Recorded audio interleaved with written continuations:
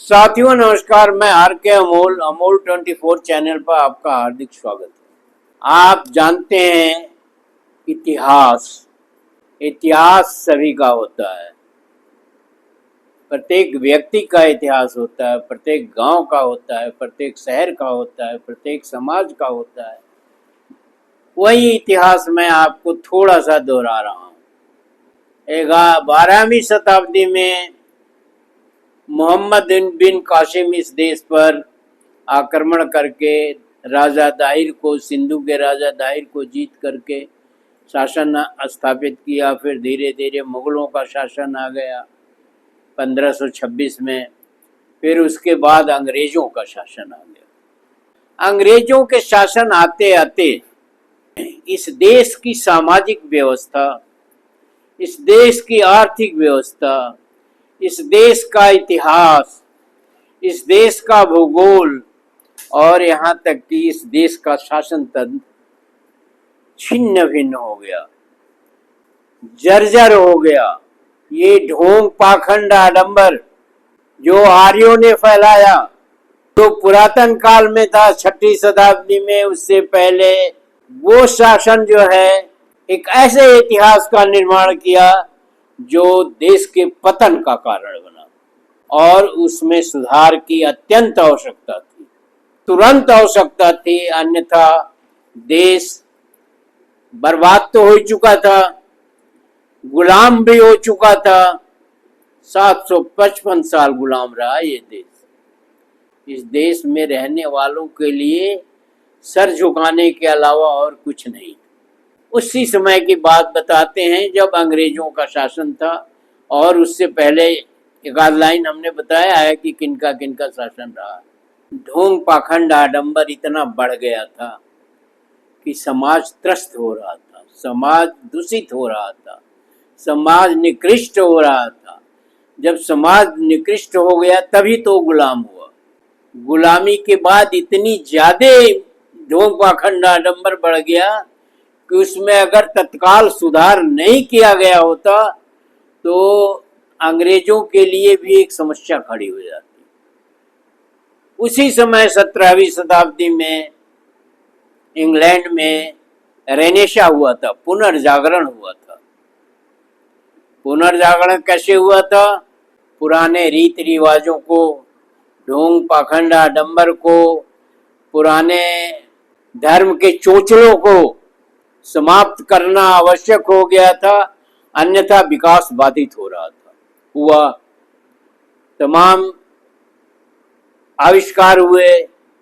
Steam engine का आविष्कार किया जेम्स वाट ने, भाइयों ने, और फिर अनेक आविष्कार होते गए। तो 17वीं शताब्दी में पुनर्जागरण हुआ, और पोप जो शासन करता था, धर्माचार्य, इंग्लैंड में, उसको किनारे रखा गया और कहा गया अब आपका दायरा सीमित है और अब देश विकास के रास्ते पर चल चुका है, जिसे हम रेनेसा कह रहे हैं, पुनर्जागरण कर रहे हैं। अंग्रेजों का शासन स्थापित हो गया भारत पर। वो एक लंबी कहानी है। इन्हीं ढोंग पाखंड आडंबरों और धर्म के चोचलों से के कारण भारत गुलाम बन गया। अब अंग्रेजों के लिए भी एक समस्या खड़ी हो गई।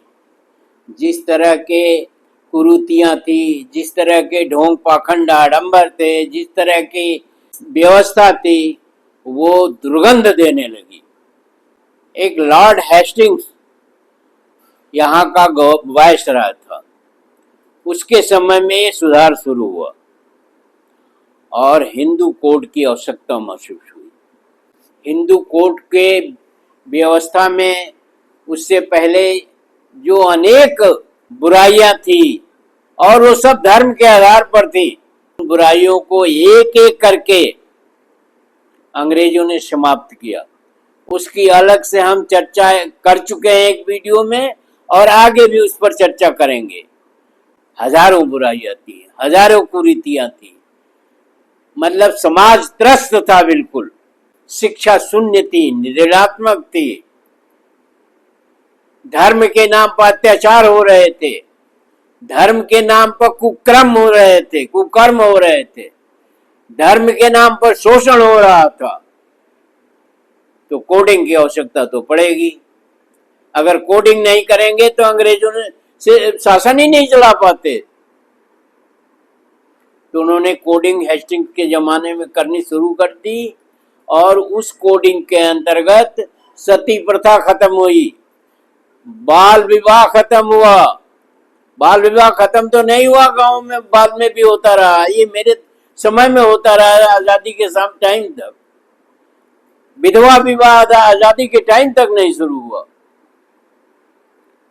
तो तमाम कुरीतियां थी, बलि चढ़ाई जाती थी, यज्ञ के नाम पर जानवरों को यज्ञ में आग में वैसे फेंक दिया जाता था। यज्ञ में हवन बड़े पैमाने पर होता था। मतलब कुरीतियां ही कुरीतियां थी, समाज के पास कुछ नहीं था। गुलाम होने का मतलब ही यही है, गुलाम होने का कारण ही यही है। कुछ अंग्रेजों ने खत्म किया। अंग्रेजों के शासन के बाद भी एक महामानव यहां अवतरित हुए। महामानव, उनको भगवान कह लीजिए, ईश्वर कह लीजिए, कुछ भी कह लीजिए, महामानव कह लीजिए, एक अद्भुत शख्सियत थे वो भीमराव अंबेडकर। भीमराव अंबेडकर का ध्यान इस तरफ गया, वो विदेशों में पढ़े थे, बहुत अध्ययनशील थे, बहुत अध्ययन किया था उन्होंने, और बहुत सारी चीज किया था। ये आजादी के बाद की बात है। नेहरू प्रधानमंत्री बन चुके थे, गांधी वर्ण व्यवस्था के पोषक थे, गांधी भी ढोंग पाखंड आडंबर को मानते थे। और इस मामले पर बाबा साहेब की गांधी से बड़ी लंबी बहस हुई, लंबी वार्ता हुई, और गांधी चुप हो गए, क्योंकि जिस तरह का धर्म का साम्राज्य था, जो मानवता से अरबों मील दूर था, और बाबा साहब भुक्तभोगी भी थे, समाज भी भुक्तभोगी था, दलित और पिछड़े भुक्तभोगी थे। एक ही देश में कई समाज बन गए थे, कैसे चलेगा देश? उसके संबंध में बाबा साहब ने को लगा कि एक कोडिंग होनी चाहिए समाज की, और बाबा साहब ने अपने उद्गार प्रकट किए थे, और उन्होंने कहा कि भारतीय संविधान के निर्माण से अधिक दिलचस्पी हमें हिंदू कोड को पारित कराने में है, और उसमें अब हम खुशी महसूस करेंगे।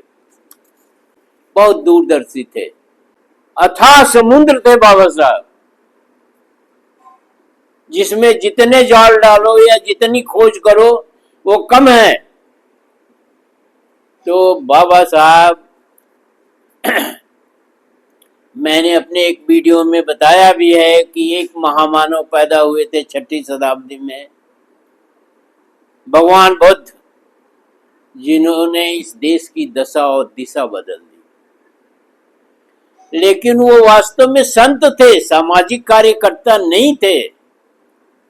उन्होंने सिद्धांत दिया, उन्होंने उस पर अमल किया, उन्होंने उस पर संस्थाएं बनाई, और बहुत कुछ सुधार हुआ। परंतु उसके बाद जब अशोक आए, मौर्य साम्राज्य के निर्माता न कह लीजिए, मौर्य समाज के संरक्षक या मौर्य शासन के संरक्षक, तो उन्होंने उस बौद्ध धर्म को फैलाया, और बाबा साहब ने उसका अध्ययन करके समझा कि मानव क्या चीज होता है। सब कुछ मानव होता है, सब कुछ मनुष्य होता है। ये नकली देवता, ये पत्थर के देवता, ये फर्जी देवता, ये किसी काम के नहीं देवता, ये सिर्फ ढोंग पाखंड आडंबर फैलाने के काम आते हैं। तो इस तरह से कोड की जरूरत पड़ी। और कोड क्यों बनाना जरूरी था? धर्म के स्मृतियों और धर्म शास्त्रों में भारी विरोधाभास था। स्मृतियां मनमाने तरीके से बनाई गई थी, अपने हिसाब से बनाई गई थी, कुछ कुत्सित और स्वार्थी तत्वों द्वारा बनाई गई थी। धर्मशास्त्र कुछ अलग तरीके से लिखे गए थे। ये तो समय की बात है। आज तो इन स्मृतियों के, धर्मशास्त्रों की कोई आवश्यकता ही नहीं है। ये समाज के विकास में रोड़ा है, बाधक है, और बहुत काफी हद तक इनका हस्तक्षेप जो है समाज के अंदर से समाप्त भी हो गया। फिर भी अब भी इन स्मृतियों और इन धर्म ग्रंथों के छिछोरी और अज्ञानी बातों का पालन समाज में हो रहा है, क्योंकि समाज में शिक्षा नहीं थी, समाज में सुरक्षा नहीं थी, समाज आर्थिक रूप से बहुत कमजोर था, सामाजिक रूप से बहुत कमजोर था। तो उन्नति कैसे हो, कैसे ये कुरीतियां जाएं, या कैसे ये एक धर्म ग्रंथों और स्मृतियों का प्रभाव खत्म हो? तो वो बना रहा, किसी न किसी में, कुछ क्षेत्रों में खत्म हो गया, कुछ क्षेत्रों में बना रहा। तो कोड बिल की आवश्यकता हुई। जो रिवाज कानून बन चुके थे, रिवाज क्या था, आज भी रिवाज कानून में उनका समन किया गया है, लेकिन आज भी वो रिवाज जीवित है। कांवड़ यात्रा, अंत्येष्टि भोज, मुंडन संस्कार, इनको संस्कार कहा जाता है। मुंडन संस्कार, दहेज, विवाह की पद्धति, तमाम ऐसी कुरीतियां हैं जो आज भी विद्यमान हैं समाज के अंदर, और समाज को घून की तरह से चाटे जा रही हैं, समाज को खोखला कर रही हैं। खोखला तो हो ही चुका है, लेकिन उसे और भी निचले स्तर पर ले जा रही हैं। तो इन कुरीतियों के बारे में, इन रीति रिवाजों के बारे में जो समाज के लिए अति हानिकारक थे, उसके बारे में कोडिंग की आवश्यकता थी। और ये कुरीतियां, ये रीति रिवाज, ये चीजें धर्म के नाम पर पूरे समाज पर हावी थी, और हावी आज भी है। उत्तराधिकार का नियम, विधवा विवाह, बाल विवाह, इस तरह की अनेकों कुरीतियां थी। दलितों के प्रथम पुत्र को गंगा में प्रवाहित कर दिया जाता था। मानवता के हनन की पराकाष्ठा थी। आदमियों की बलि चढ़ाई जाती थी। जिंदा जानवरों को यज्ञ में फेंक दिया जाता था, और जो पक जाते थे तो उसे खाया जाता था। आज कहा जाता है कि गौ हमारी माता है, और किसी ने कहा है कि गौ हमारी माता है और हमको कुछ नहीं आता है। आज धर्म के शीर्ष पर बैठे हुए लोग गौ माता गौ माता गौ माता चिल्ला रहे हैं, और कर कुछ नहीं रहे हैं। ये भी आपको बता दें, वो कर कुछ नहीं रहे हैं। वो एक आसन जमाए हुए हैं, प्रेस कॉन्फ्रेंस करते हैं, बोलते हैं। अब नाम हम क्या लें, नाम तो अनेकों हैं, वो आगे हम बताएंगे। तो एक ये व्यवस्था थी जिसकी वजह से हिंदू कोड बिल की आवश्यकता थी। विवाह, उत्तराधिकार, दत्तक पुत्र, कानून इत्यादि जो है, पुत्र और पुत्री में भेदभाव, ये सारी चीजें जो है बिना कोड बिल बनाए जाती नहीं। गई तो अब भी नहीं है, क्योंकि यहाँ का आदमी जटिल दिमाग का है, स्वार्थी है, देश प्रेमी नहीं है, समाज प्रेमी नहीं है, उसका अपना स्वार्थ है। तो ये एक मनमाना समाज था। धर्म के नाम पर उच्छृंखल, धर्म के नाम पर कटुता पैदा करने वाला समाज में, धर्म के नाम पर ढोंग पाखंड आडंबर, धर्म के नाम पर वो सारे कर्म किए जाते हैं, आज भी किए जाते हैं जो नहीं करना चाहिए। आज भी मंदिरों में बलि चढ़ाई जाती है, वो बकरों के ही सही, पहले आदमियों की भी चढ़ाई जाती थी। मैंने अपनी आंख से देखा है, मशीनें लगी हुई है बकरे काटने के लिए, और लोग कटवाते हैं पैसे दे करके। आज भी है। तब केवल पुत्री के पुत्र को ही गोद लिया जा सकता था। काफी बड़े उम्र के लोगों को वो गोद लेते थे। सवर्ण हिंदुओं में, जो आजकल सवर्ण और ये और वो कह रहे हैं, उनमें विधवा विवाह नहीं होता था। मैं आपको एक किस्सा बताएं। मेरे गांव में एक ठाकुर साहब थे, जो गांव के सबसे बड़े आदमी थे। दो भाई थे, कजिन, मतलब अलग अलग थे लेकिन रहते एक ही में थे। उसमें एक सज्जन पुरुष थे, दूसरे भी सज्जन थे। जो दूसरे सज्जन थे वो काफी वृद्ध हो चुके थे, और इन्हीं लोगों के बैठके में, जो बहुत बड़ा था, उसमें स्कूल चलता था जिसमें मैंने प्राइमरी की शिक्षा ली है। पढ़ाई वढ़ाई तो कुछ होती नहीं थी। तब जमाना था उस समय का जब धर्म और जाति के नाम पर नंगे नाच होते थे। तो हुआ क्या, जो हम लोगों के अध्यापक थे, अब उनका बहुत सम्मान करते थे हम लोग, आज भी करते हैं। तो वो जो है, उनके दो पुत्र थे। बड़ा वाला तो ठीक था, उसकी शादी वादी हो गई थी। छोटा वाले को वो हमारे मास्टर साहब बहुत मानते थे। वो उनकी हुक्का चढ़ा देता था, पान खाते थे, पान ले आ देता था। बहुत अपने पिता का आज्ञाकारी था। लोग बाग बहुत गांव में चर्चा होती थी कि असली पिता का तो यही सेवा करता है। उसकी शादी बड़े धूमधाम से हुई, बहुत धूमधाम से हुई। दहेज में हाथी मिला, घोड़ा मिला, गाय मिले, भैंस मिले, बैल मिले, जाने क्या क्या मिले। वो उस समय का जमाना था जब ये ट्रैक्टर नहीं हुआ करते थे या अन्य सामान नहीं हुआ करते थे। मतलब इतना उसको दहेज मिला कि पूरे इलाके में शोर हो गया। और 6 महीना या 1 साल, मुझे ठीक से याद नहीं है, उसकी मृत्यु हो गई अकस्मात, अचानक। वो लड़की अपने घर चली गई, और इन कुरीतियों के कारण उसने दूसरी शादी नहीं करी, और उसकी जिंदगी बर्बाद हो गई इन कुरीतियों के कारण। ये कुरीतियां जरूरी है, आदमी नहीं जरूरी है, मनुष्य की आवश्यकता नहीं है, इन कुरीतियों की आवश्यकता है। ये मूर्खों का धर्म है, ये मूर्खों का समाज है।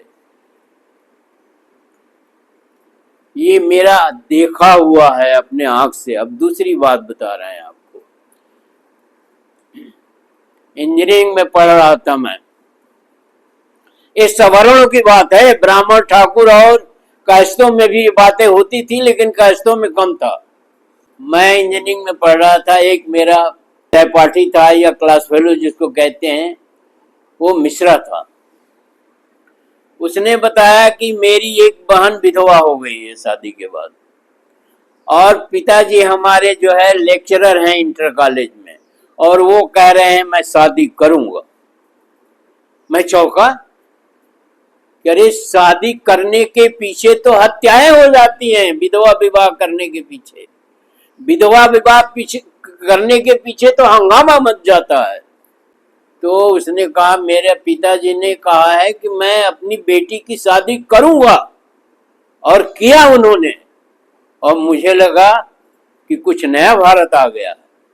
मैंने कहा, लोग हिम्मत नहीं करते समाज के साधु सन्यासियों और ठेकेदारों, फला और ठेका के वजह से। हम नाम नहीं लेना चाहते, सब जानते हैं आप। तो इस तरह की प्रथाएं थी। विधवा शादी नहीं हो सकती थी। अगर विधवा से कोई शादी कर लिया उसने और उसकी संतान हो गई तो उसे अवैध करार दे दिया जाता था। क्या क्या कुकर्म हमारे समाज में नहीं होता था। कोई कानून नहीं था। ये रीति रिवाज, ये जबरदस्ती, धर्माचार्यों की, धर्म के मानने वालों को, धर्म की कट्टरता के कारण ये चीजें चलती रही। और आप जानते ही हैं कि हिंदू धर्म जिसको कहते हैं, ये हिंदू धर्म तो है नहीं, ये तो शर्मनाक चीज है। लेकिन इसमें 4 वर्ण हैं, ये तो काम करने की सुविधा के लिए बनाए गए। फिर दुर्भावनावश उसमें हजारों जातियां बना दी गई, मनमाना, धर्म ग्रंथों के नाम पर, धर्माचार्यों के नाम पर, ये उनकी मनमानी के नाम पर और उनके उच्छृंखलता के नाम पर। इनको कोई नियंत्रण करने वाला नहीं था। इसी तरह से नारी स्वतंत्रता के बारे में कोई सोच नहीं थी। स्त्रियों को तलाक और संपत्ति रखने का अधिकार नहीं था। स्त्रियां निरीह हो जाती थी, जब उसके पति मर जाते थे तो उसको घर से निकाल दिया जाता था, दर दर की ठोकरें खाती थी। उसकी जमीनें उनके नाम नहीं होती थी तो लोग बाग उसको हड़प लेते थे और उसको घर से निकाल देते थे। मैंने आंख के सामने अपने देखा है, मैंने अपनी आंख से देखा है। जन्म सिद्ध अधिकार का बोलबाला था। जन्म से ब्राह्मण बड़ा है, चाहे वो जितना कुकर्मी हो। जन्म से क्षत्रिय उसके बाद आता है, चाहे जितना कायर और डरपोक हो। अगर कायर डरपोक न होते तो 755 साल देश गुलाम होता। और ये व्यवसायी वर्ग, इसको बनिया कहते हैं, ये लुटेरे थे। इनके अंदर कोई जो है लूट करने में कोई बाधा नहीं थी और कोई हिचक नहीं थी। एक बनिया समुदाय से गोयल जी थे हमारे परिचित, उनका कहना था कि हम लोगों ने इन्हें अवर्णों पर असीमित अत्याचार किया है। अरे उसका पैसा ले लोगे तुम तो वो तो खत्म हो जाएगा। तो इन सब ये जो प्रचलित कानून थे, जो उसको रीत रिवाज कहते हैं, वो आज भी हैं। कांवड़ यात्रा क्यों करवाई जाती है, ये सरकार क्यों करवाई जाती है, ये जुल्म है और इसका खामियाजा समाज को भुगतना पड़ेगा। कोई आमूलचूल परिवर्तन नहीं हुआ है, बहुत हल्का परिवर्तन हुआ। शिक्षित वर्ग में कुछ परिवर्तन हुआ है, जो अशिक्षित है उनका तो कुछ बात ही नहीं है। तो बाबा साहब ने हिम्मत करी। बाबा ये एक काकस था, धर्म का काकस, जो दुष्टों का समूह था, जो अमानवीय चीजों की कल्पना करते रहते थे, उसी के नियम बनाते रहते थे। वो हम आगे आपको बताएंगे कि उनका उद्देश्य क्या था। उनका उद्देश्य था समाज में झूठी, गलत मान सम्मान बढ़ाना, आराम से भोजन और सारी चीजों का आनंद लेना, स्त्रियों का आनंद लेना, सेक्स का आनंद लेना, मतलब तमाम चीजें थी। तो बाबा साहब ने साहस किया। बाबा साहब, ये देश बाबा साहब का बहुत ऋणी रहेगा, जवाहरलाल नेहरू का ऋणी रहेगा। गांधी का ऋणी तो सिर्फ स्वतंत्रता लेने में थी, वरना गांधी भी इसके पोषक थे। मुझे ये कहने में कोई संकोच नहीं है। हालांकि गांधी जी का मैं बहुत आदर करता हूं, बहुत सम्मान करता हूं, देश की शान है वो। लेकिन बाबा साहब तो देश की शान के साथ साथ देश के उद्धारक भी हैं। इन धर्मों की वजह से, इन धर्मों की कुरीतियों, इन धर्मों के बहसीपन की वजह से ये देश गुलाम रहा। लोगों के तन से कपड़े छिन गए, लोगों का स्वास्थ्य धोनी के पास बचा। यहां तक कि कुरीतियां हावी थी कि शिक्षा केवल ब्राह्मण लेगा, जमीन केवल ठाकुरों के पास रहेगी, धन दौलत केवल बनियों के पास रहेगी और दलितों और पिछड़ों के पास कुछ भी नहीं रहेगा। ये बेईमानी की पराकाष्ठा है, ये अत्याचार की पराकाष्ठा है। एक छोटी सी घटना अपने जीवन का ही मैं बता रहा हूँ आपको। मैं पढ़ लिख करके इंजीनियर बन गया। हमारे साथ ही एक चौबे का लड़का था, नाम हम नहीं लेंगे, चौबे का लड़का था, वो नहीं पढ़ लिख पाया। उसके पिताजी ने अथक प्रयास किया, वो नहीं पढ़ पाया और दर्जा 6 तक ही पढ़ा। मैं गांव में गया तो मुलाकात हो गई। मैंने पूछा कि भाई क्या कर रहे हो, तो उसने कहा वही पंडिताई। मैंने कहा यार दर्जा 6 पास करके तुम पंडिताई कर रहे हो और मैं इंजीनियर होकर के साला पंडिताई की दूर दूर तक सोच ही नहीं सकता, कोई हमें स्वीकार ही नहीं करेगा। तो ये असमानता है, ये अत्याचार है, ये नरक है। अब आप कहते हैं नरक है, ये स्वर्ग है, ये है, ये वो है, ये ब्राह्मण मुख से पैदा हुआ है, ये क्षत्रिय जो है भुजाओं से पैदा हुआ है, और वैश्य पता नहीं कहाँ से पैदा हुआ है, दलित तो जो जहाँ से पैदा होते हैं सभी वहीं से पैदा हुए। इतने ढोंग पाखंड आडंबर आपने बढ़ाए, इसके लिए कोड बिल बहुत आवश्यक था और बाबा साहब ने अपना जीवन ही कुर्बान कर दिया इस कोड बिल के चक्कर में। उसको गांधी भी सपोर्ट नहीं करते थे, उसको राजेंद्र प्रसाद भी नहीं सपोर्ट करते थे, केवल नेहरू ने सपोर्ट किया। और नेहरू भी इन दुष्टों के हरकतों से हार मान करके बैठ गए कि मेरे बस का नहीं है भैया, इस देश में सुधार करना, कोड बिल लाना मेरे बस का नहीं है। फिर बाबा साहब को कानून मंत्री से रिजाइन करना पड़ा, उन्होंने रिजाइन कर दिया फ्रस्ट्रेशन में। अंततः नेहरू ने उन्हें आश्वासन दिया कि मैं धीरे धीरे से पास करा लूंगा, मेरे पास इतनी हिम्मत नहीं है कि मैं एक साथ सारे जो है कोड जो है पास करा सकूं। राजेंद्र प्रसाद इंटेलिजेंट थे, राजेंद्र प्रसाद सक्षम घरों से थे, राजेंद्र प्रसाद ब्राह्मण नहीं थे, कायस्थ थे। हर तरह से राजेंद्र प्रसाद एक आदर्श पुरुष थे, लेकिन कोड बिल के मामले में वो पहले ही हिम्मत हार गए और पहले ही उन कुरीतियों में आ गए। पढ़ा लिखा आदमी, अच्छा खासा वकील, राजेंद्र प्रसाद की इंटरमीडिएट की हाई स्कूल की इंग्लिश की कॉपी जांचते वक्त एग्जामिनर ने कॉपी पर लिख दिया था, examinee is better than examiner.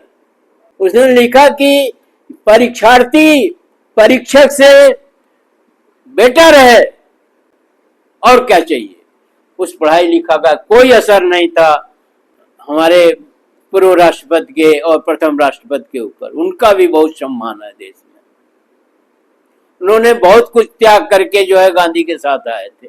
और किस्सा आपको सुना देना चाहते हैं, आप जानते हैं उस किस्से को।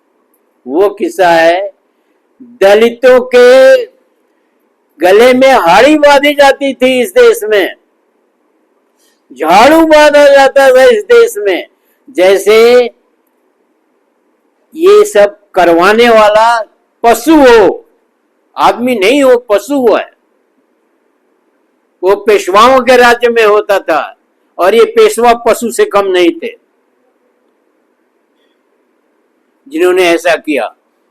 और ब्लाउज टैक्स लिया जाता था, ब्लाउज नहीं पहनने दिया जाता था दलितों की औरतों को, पिछड़ों को शिक्षा नहीं दी जाती थी, जिसके लिए ज्योतिबा फुले ने अथक लड़ाई लड़ी।